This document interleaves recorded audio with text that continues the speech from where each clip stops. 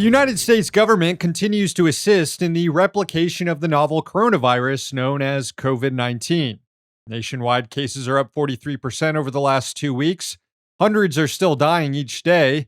And the last remaining proactive measure to mitigate spread, the CDC mandate to wear masks on all public transportation systems, was struck down by a federal court in Florida on Monday.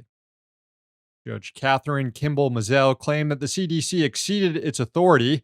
Mizelle is a reactionary and product of the far-right Federalist Society, and she's going to be on the bench for a while making bad decisions like this.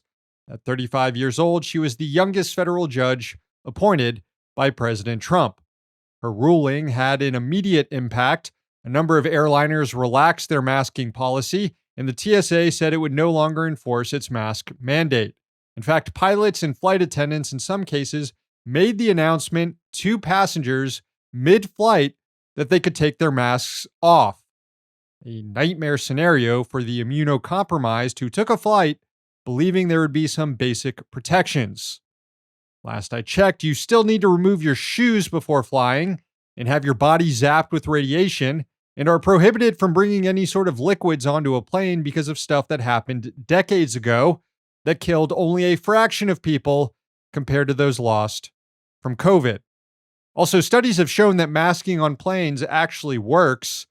A paper published last March found that on a 12-hour flight full of people not masking with just one person infected, the chances of someone else acquiring the virus was 11%, but it was reduced down to only 3% when masks were worn. Another study published in December last year found a 30% reduction in chances of transmission.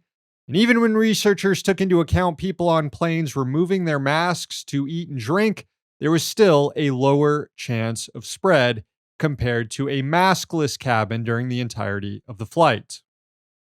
Of course, there's little profit to be made in keeping mask mandates in place, compared to the billions of dollars generated for contractors to install security trappings in airports across the country post 9/11.